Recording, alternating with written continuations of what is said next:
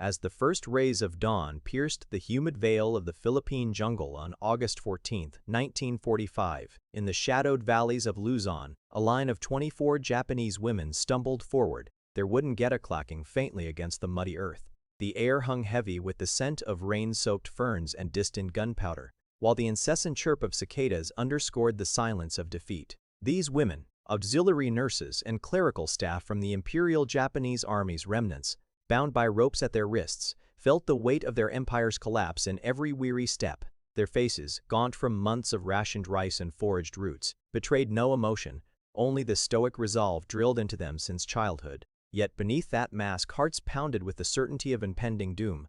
This moment, etched in the final throes of the Pacific War, marked not just the capture of these women, but a profound intersection of cultures and ideologies. As Allied forces swept through the islands, mopping up isolated Japanese units after the atomic bombings of Hiroshima and Nagasaki, they encountered holdouts who had evaded surrender for weeks. Among them were these female auxiliaries, part of the roughly 1,000 Japanese women serving in non-combat roles across the theater, nurses tending to the wounded in makeshift field hospitals, clerks managing supplies amid dwindling resources. Historical records from the U.S.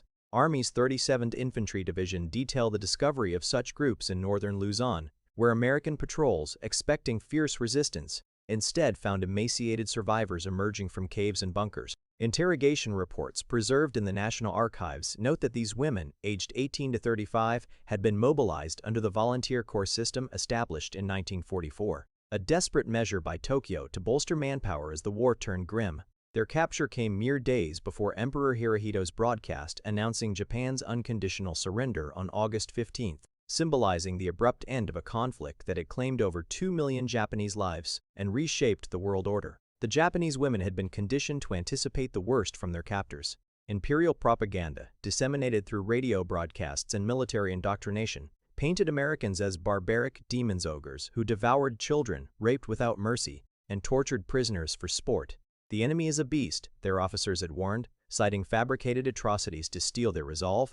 These auxiliaries expected interrogation under duress, perhaps summary execution in the jungle, or worse, the dishonor of violation that would taint their families forever. One survivor, later interviewed by Allied intelligence, recalled the prevailing belief: "We were told the Americans would treat us as animals, stripping us of dignity before death."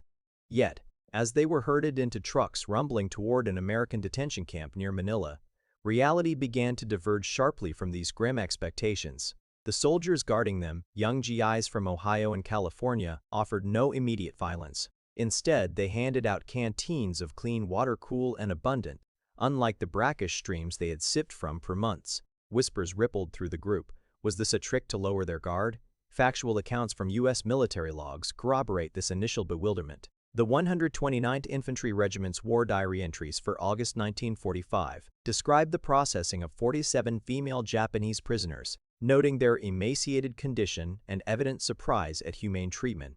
Medical examinations revealed widespread malnutrition, with average weights below 90 pounds, and diseases like beriberi rampant from vitamin-deficient diets. One report quotes a captured nurse: "We prepared for death, but you gave us medicine." This contrast extended beyond physical care. As the women arrived at the camp, a sprawling compound of tents and barbed wire under the watchful eyes of MPs. They were segregated into a women's section, where American WX, Women's Army Corps, and Army nurses took charge. These American women, over 350,000 of whom served during the war, embodied a stark departure from Japanese norms. In Japan, women's roles in the military were auxiliary and subordinate, confined to support tasks under strict male oversight. Female officers were virtually non-existent, as societal hierarchies rooted in Confucian traditions relegated women to obedience and domesticity. Yet here, American women in khaki uniforms moved with authority, issuing orders to male subordinates and addressing the prisoners directly. It was in these interactions that the trembling began, not from fear alone, but from a profound cultural shock.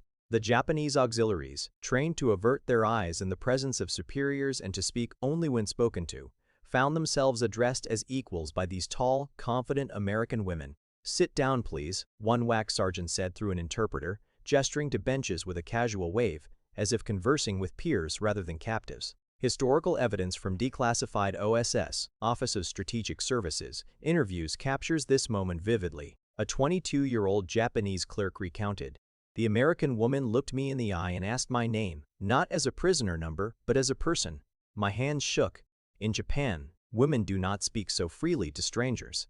Another auxiliary, a former schoolteacher mobilized as a typist, noted in her post-war memoir. They offered cigarettes and smiled, saying, "We're all women here." I trembled, for I had never been spoken to without hierarchy. Data from the occupation period underscores this disparity. In pre-war Japan, women's suffrage was non-existent, and only 12% of women held paid jobs outside the home, mostly in low-status roles. In contrast, American women, empowered by the 19th Amendment since 1920 and wartime necessities, occupied positions of command, with over 8,000 WAC officers by 1945. Weaving through these encounters was a simple yet potent symbol, a bar of chocolate. American soldiers and nurses carried these Hershey's rations, emblems of a nation's industrial might and consumer plenty. In Japan, chocolate was a rare luxury, hoarded for the elite or rationed sparingly during the war. Its sweetness, a distant memory amid the bitterness of defeat. The first offering came tentatively, a WAC nurse unwrapping a bar and breaking off pieces for the prisoners.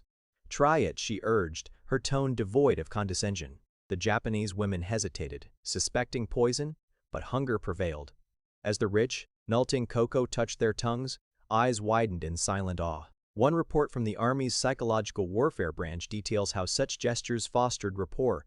Distribution of chocolate and gum reduced hostility. Prisoners expressed astonishment at American generosity. This bar of chocolate recurred in daily routines, slipped into meal trays, shared during medical checks, representing not just caloric abundance, each bar packing 600 calories from a land of plenty, but the democratic ethos of equality. In a society where resources were allocated by rank, this casual sharing underscored America's ideal of shared prosperity, where even enemies could partake. As days turned to weeks, this exposure catalyzed a transformation in the Japanese women's perceptions.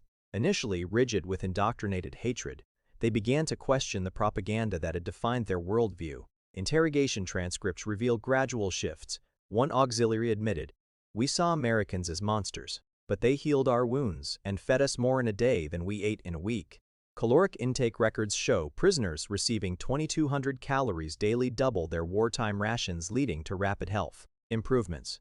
Emotionally, the equal treatment from American women challenged ingrained ideologies of superiority and submission. In Japan, the cult of the emperor and militaristic Bushido exalted hierarchy, with women as vessels of national purity. Yet here, American women demonstrated autonomy, driving jeeps, debating politics, and treating Japanese counterparts with respect that transcended victor-vanquished divides. A poignant quote from a captured officer's diary, later translated, "Their women stand tall, unafraid. It shakes the foundation of what we were taught." This ideological tremor extended beyond the camp. Repatriated in late 1945 under the Potsdam Declaration's terms, which facilitated the return of over 6 million Japanese from overseas, these women carried seeds of change back home. The bar of chocolate persisted as a bridge in this evolution. During informal gatherings permitted under Geneva Convention guidelines for POWs, American nurses shared stories of home, passing around the treat. "This is from Pennsylvania factories," one explained, evoking images of assembly lines turning out endless supplies, a far cry from Japan's bombed-out industries. For the Japanese, it symbolized the abundance born of democracy, a system where innovation and equality fueled production, yielding 17 million tons of food aid to occupied nations by 1947. One woman's post-war reflection, documented in a 1946 SCAP, Supreme Commander for the Allied Powers survey. "The chocolate melted away our fears, revealing a world where women could be free." This shift influenced broader reforms. Under General Douglas MacArthur's occupation from 1945 to 1952, Japan's new constitution granted women voting rights in Article 15, leading to 39 women elected to the Diet in 1946, a direct ripple from such cross-cultural encounters. Yet amid the facts lay deeper emotional currents.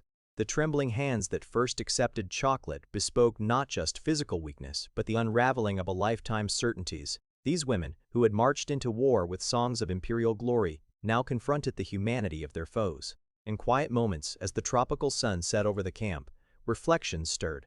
How could a nation so demonized extend such mercy? The contrast evoked a poignant sorrow for lost illusions, mingled with tentative hope. One auxiliary, in an anonymous letter smuggled out and preserved in military archives, wrote, "We expected chains but found open hands. It humbles the soul."